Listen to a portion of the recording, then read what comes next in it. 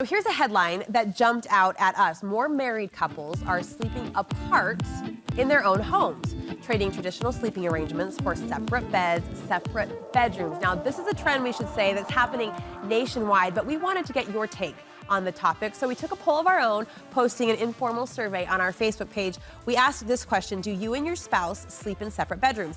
Out of the nearly 800 people who responded, 96% said no, while 7% said yes, and several went on to kind of chime in explaining their sleeping arrangements. Here's what a few of you had to say in the comment section. Tracy Whiting wrote, "My husband sleeps with a BiPAP machine and oxygen.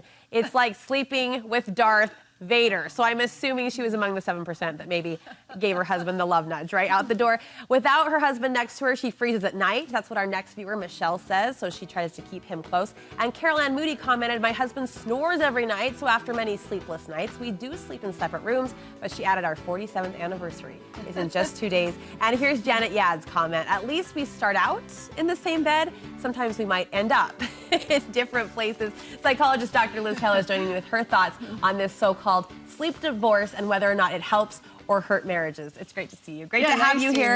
I didn't think I fit into this trend, but I'm realizing that at least once or twice a week, one of us will lay down with Emmy to help get her to sleep. Yeah. And usually that person ends up lingering in that bed well after they've both fallen off. You bet. There's a whole plethora of reasons, I think, right? Yeah, does that surprise you? Do the numbers surprise you, Liz? Well, I mean, the National Sleep Foundation actually says 1 in 4 American couples sleep in separate bedrooms. 1 in 4? Yeah. And then the National Home Builders Association, they're saying that 60% of their custom homes are actually dual master bedrooms. And they're assuming that during the night, those bedrooms are being used by the couple in the home. Oh, wow. So isn't that something? I just think we know so much more about sleep that like I said, couples are just taking matters into their own hands, in their own homes.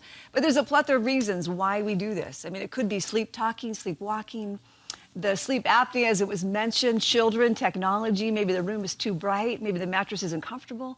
There's a lot of reasons.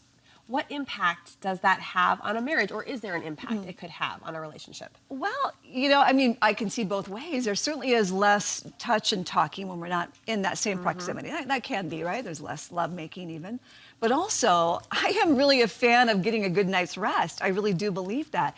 And we all know that when we are short on sleep, we're short-tempered, right? Yes. At least I certainly am. Yes. And we don't make good decisions, and we don't have good personal control of ourselves or our moods or the things that come out of our mouths. So I am a much bigger fan of getting a good night's rest and just staying in the same bed for the sake of sleeping together. So you could draw the parallel then that rest leads to happier relationships. Well, I think it's quite a pattern. I think that good relationships lead to good sleep patterns. Good sleep patterns lead to good relationships. It's quite cyclical, actually. So if I were to pin you down, though, and say what's more important, sleeping together or getting enough sleep, what would you say? Oh, I'd have to say getting enough sleep. Yeah. But you have to make up for that difference of separation also. You've got to find a way to come together. Like how? And catch up. Well, for some couples, for instance, let's say someone's loves to get to bed early at night and someone is a night owl. At least start out in the same bed. Maybe cuddle, do your talking, do your catching up, or have your catching up time right after dinner. Find some way every day to connect. So sometimes you just have to think outside the box if you are going to sleep apart. Before we leave that health point, I think it's important to note that sleep, we know, leads to healthier bodies in general, too, right? It does. It's amazing, right, the list of that. Even from just lower cholesterol and heart disease and lower stress. It even takes the edge off of depression. So there's so many benefits. And the performance also. They did some studies out of Stanford with football, college performance, and even swimmers and tennis players. So it can't be denied that our memory is better and our relationships are better, so as well as our bodies. At the root of this conversation, I think, is the question, can you sleep apart and stay happy? And to that, you say attitude matters more than arrangements. Well, absolutely. Let's think about the couples right now, Brooke, who don't have a choice in this. Our military families. Yep. They sleep apart for months, even a year on end, or even politicians. I was shocked when I heard Jason Chaffetz say something about sleeping on a cot in his office in D.C. It never dawned on me the sacrifice we ask of them. Right. You know what I mean? That they actually make to serve us and our community. So we are lucky if we have the opportunity to choose. We really are. But keep in mind the attitude over the arrangement. The attitude done in love and well-being. I want what's best for you. You want what's best for me. Right. Versus, yes, we must stay together at all costs. Do you think at the end it diminishes intimacy or damages your sex relationship, your sex life? Again, I really feel that I don't want to make too much of something because I think I see far bigger issues than sleeping apart. But again, I think, yes, there is more talking and more touching when we're in proximity. So that is a good thing. Just again, find ways to do that another time. Is it possible couples are choosing to sleep apart despite any reason? Maybe they just prefer it. That's their preference. It's not a medical thing. It's not a breathing or snoring thing. It's just what they prefer.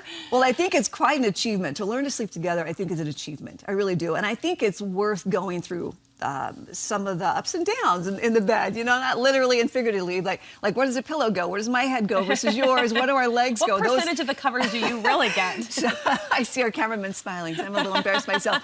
But couples that sleep with their backs to each other, their legs apart, they're less apt to disrupt each other at night. So I think it's an orchestration that's probably worth going through. And you want people to resolve the bed bugs. Yeah, what bugs you? And it's best to put good money after a good mattress. It really is. It does pay off.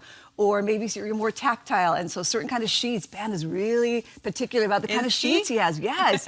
And I used to be a sheet stealer, and we solved that by putting the top sheet more on his side, and I get his double side of the comforter. Isn't it funny? I like the weight. So we're all just different. We have to learn to communicate and figure out what works for us as a couple. And that leads into your challenge to practice good mattress manners. You kind of just hinted at that, but the sharing and the giving and the doing what works for you and honoring what works for them. Maybe declutter your room, make it darkened. And you know what, the number one thing across the board internationally that couples said made the biggest difference in their sleep, their relaxation at night, was one of the senses, and it was scent, a pleasant smell.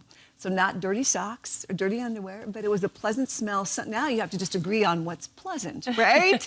Ben's super sensitive to it in his nose, so it's got to be light. Yeah. And fresh air also made a difference. So. Have you seen sleeping arrangements come up in practice? Have you worked with any couples where, for good or for bad, their arrangements have helped their marriage? Again, I think when a couple is in conflict, they're in conflict in the bedroom as well, and also in bed. So as we work in marriage counseling, we're working outside the bedroom and inside the bedroom on how to resolve those differences and how to come together and how to be better friends, how to put the other's needs first. And sometimes that means sleeping apart, then so be it. But come back together at the end of the day or the next morning, cuddle together. And you were telling, I know, my producer about a touching story about a husband who had cancer, and all he wanted was that wife's presence. I mean, there is something so comforting and so soothing, I think, if you're able to, of having that partner next to you at night. Yes, isn't that, he's so worried that this diagnosis is probably going to relegate her to the couch.